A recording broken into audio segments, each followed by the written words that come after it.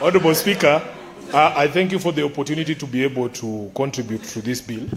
I want from the onset to say that I support the bill.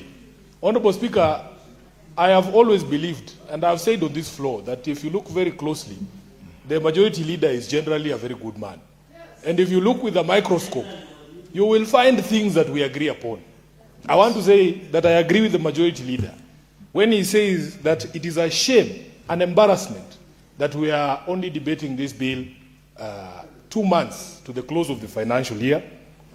I agree with him in his sentiments that, in fact, the debate on this particular bill is unnecessary because this is a constitutional imperative. There should be a self-executing mechanism to appropriate this money to the counties that have been, or the areas that have been marginalized for a long time. But where we disagree with the majority leader, I wish he would listen to this majority leader. I wish you would have tendered an apology after saying those things that you said, that I agree with. Because, Honorable Majority Leader, there is no one else to blame for the delay other than the current government, of which you are a member. Mr. Speaker, the person in charge of the country right now is from the Majority Leader's party. The people in charge of the National Assembly, although, of course, even after the courts ruled that Azimio coalition is the majority, the Speaker there has refused to implement. So the Majority Leader's party is the majority there. Honorable Speaker, this should be something that he takes up with those institutions when next they meet to discuss matters. In fact, Honorable Speaker, every time we debate this bill, I remind people that the constitution that we have right now has a historical context. There is a historical context to the provisions of this constitution. There is a reason why, Honorable Speaker, my favorite part of the constitution these days is actually the preamble of the constitution, because it gives background to why we gave ourselves this constitution. There was a life we used to live that we decided we were going to stop living. There are things that used to happen under previous regimes that we wanted to put an end to. There are things that never used to happen that we wanted to happen. And Speaker, allow me to just point out 2 things in that preamble. First of all, we recognize the pride of the Kenyan people in our ethnic, cultural, and religious diversity. And we said here that we are determined to live in peace and unity as one indivisible sovereign nation. The reason I start there, Honorable Speaker, is because of the traditional marginalization of certain areas. You go to these areas and people don't consider themselves part of Kenya. And that is why, Honorable Speaker, it is important for the preamble to recognize our diversity in that manner and to state categorically that we are indivisible, one indivisible sovereign nation.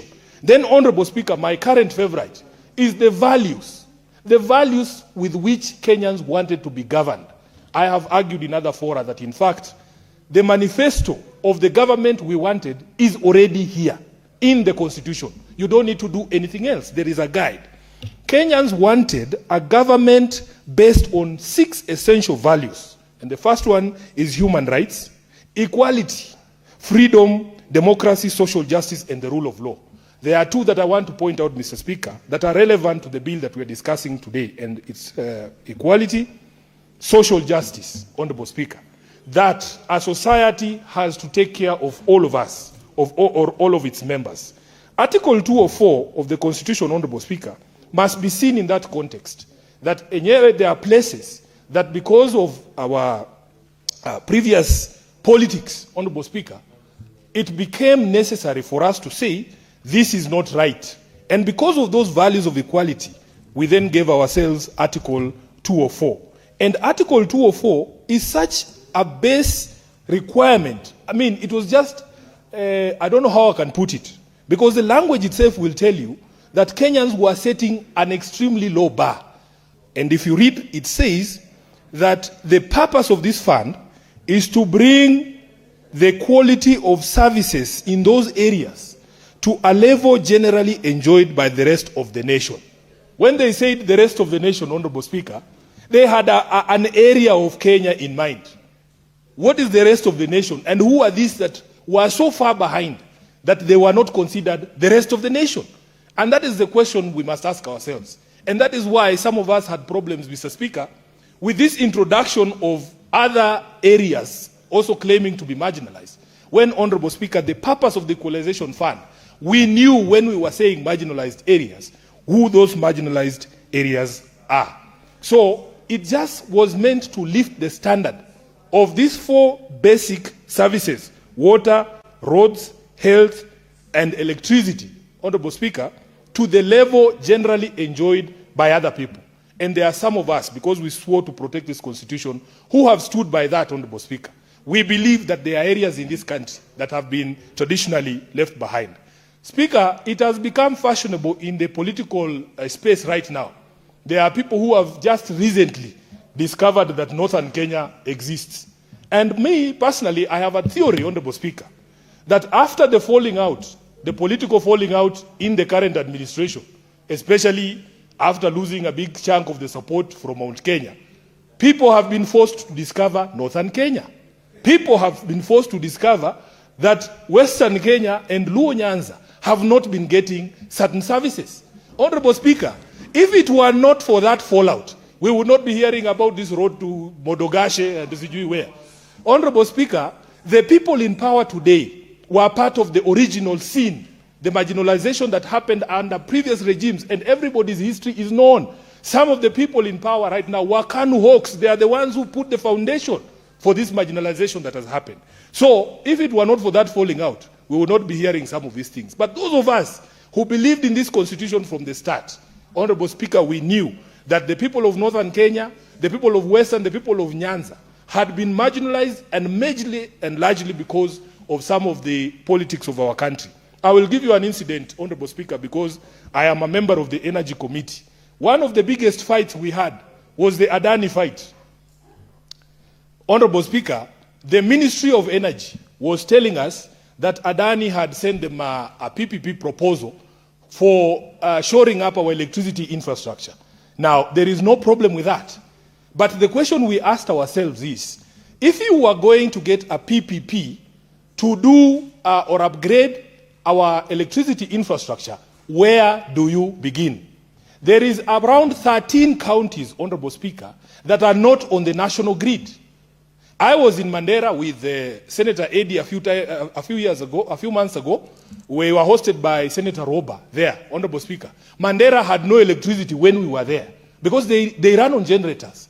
The senator from Marsabit will tell you that although the biggest and largest, one of the largest wind farms in the continent is in his county, they just see those cables running over their homes. They have no electricity. In places like Menengai, they will tell you that. Speaker, would you believe that Adani was proposing that the first phase of the upgrade of our electricity infrastructure was to show up supply in Nairobi? Now, I am the senator of Nairobi. I know for a fact that there are places in Nairobi that have gone without electricity. There's a friend of mine from Embakasi Central who was telling me just today they have gone weeks without electricity. So do I want the people of Nairobi to get electricity? Yes, Speaker, I want them to get electricity.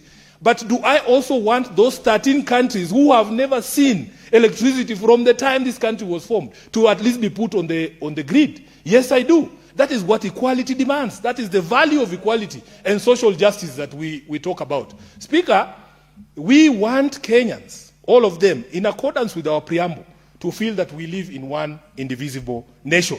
So therefore, Speaker, it breaks our hearts when we see some of these things happening.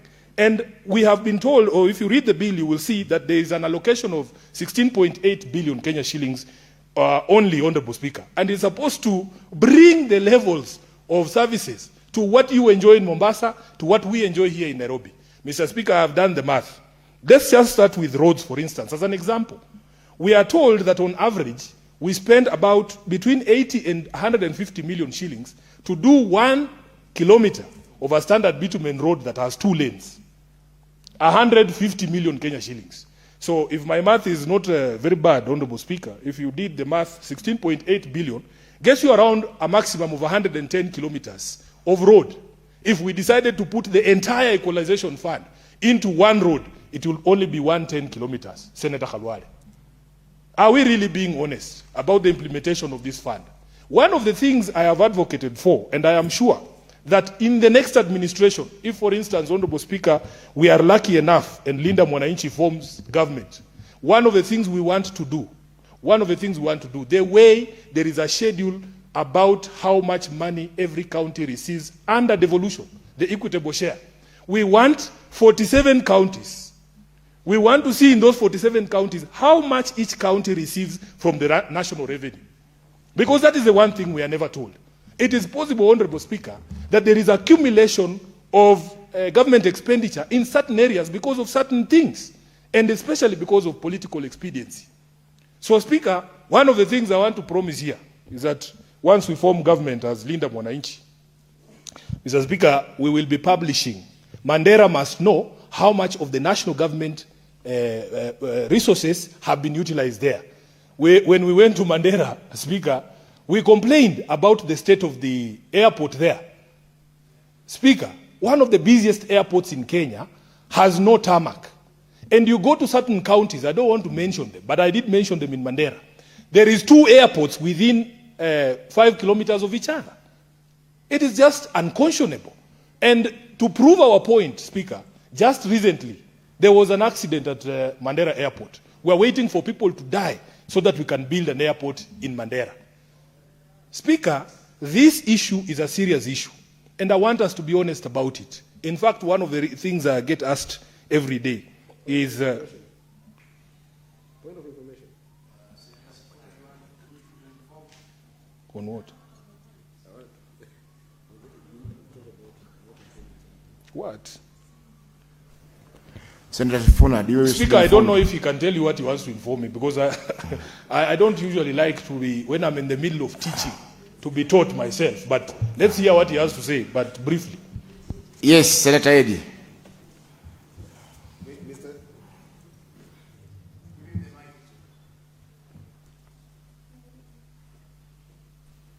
Mr.